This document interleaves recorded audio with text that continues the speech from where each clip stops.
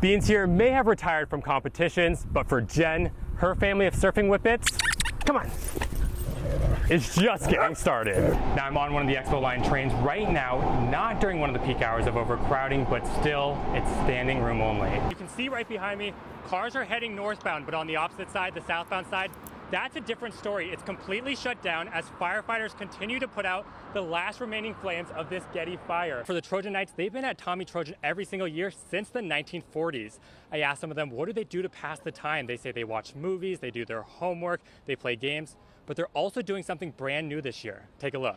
The California Coastal Cleanup found that cigarettes are the #1 beach contaminant over the past 30 years.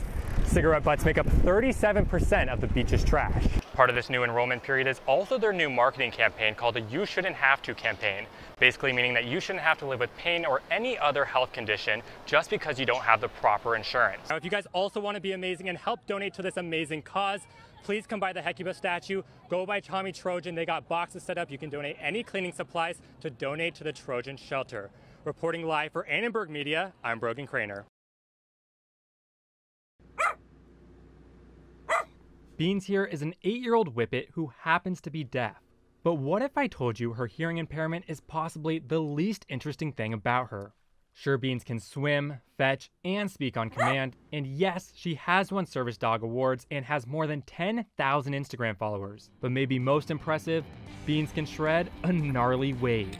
She has always wanted to go really far and ride really big waves. Beans' need for surfing speed all began when her owner Jen Havens took her on a trip to Huntington Beach.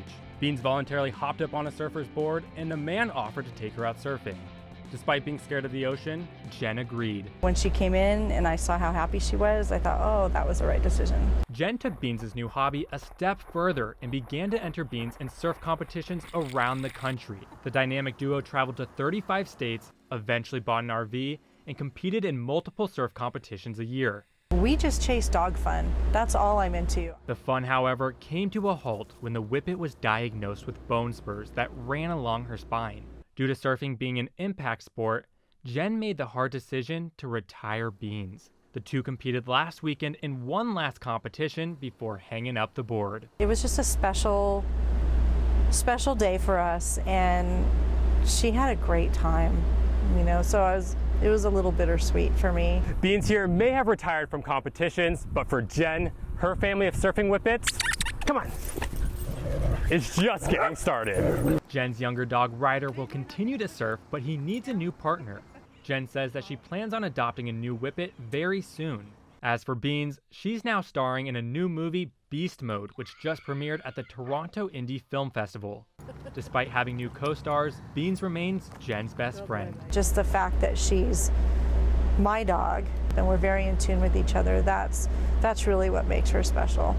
Beans really is positively one good girl. For Annenberg Media, I'm Brogan Krooener. It's a disheartening sight to see for LA resident Talia Walsh.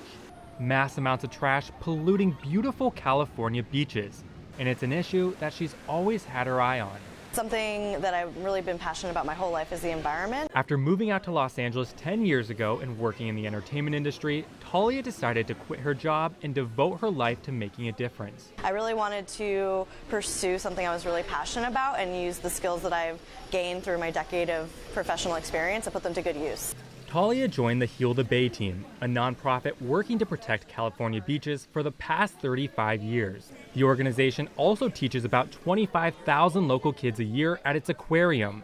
Talia says educating kids on keeping our beaches clean is an important responsibility. We cannot wait to see the realities that the next generation creates for us because they're going to solve many of the problems of today. One step that Heal the Bay is taking to solve the problems of today is its annual California Coastal Cleanup Day. This year, almost 14,000 people came out in Los Angeles County alone and picked up 30,000 pounds of trash in the span of 3 hours. The California Coastal Cleanup found that cigarettes are the #1 beach contaminant over the past 30 years.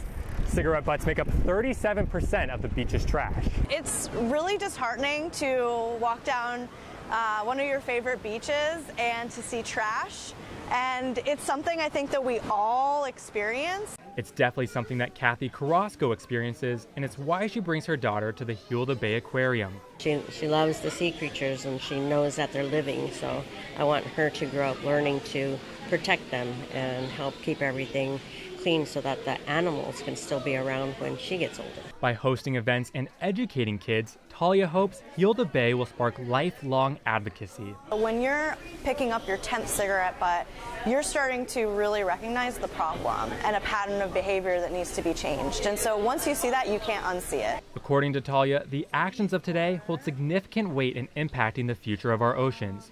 The sooner we can fix the problem, the better. For Annenberg Media, I'm Brogan Kreuener. USC senior business student Taylor McMorrow is an aspiring entrepreneur.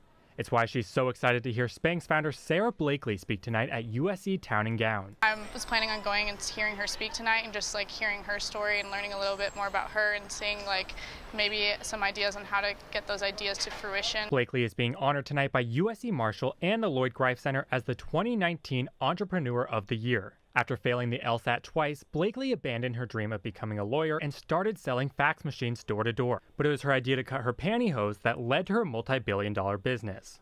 She built Spanx into a worldwide brand, starting with only $5,000 and never took any outside investment. She embodies everything we look for in an entrepreneur: grit, resilience, hustle, and she's got that mindset that whatever it takes, I'll do it. McMurrow says that Blakely's tenacity through adversity is what makes her so impressive. She's just like a perfect example of like what you set your mind to, you can achieve anything. And I think that's just inspirational for like not only just myself, but I think any woman entering any industry. Blakely wants to show that females can add their names to the long list of male entrepreneurs. Blakely is doing just that by signing the Giving Pledge, a commitment that she will donate half her wealth to helping women. I think the energy's been out of balance, for about 3,000 years now. So it's time for that to shift and change. And in my short life, I'm dedicated to figuring out how I can help elevate the feminine energy. McMurrow is excited to celebrate a woman who has proven females can accomplish anything they set their minds to, just as any man can.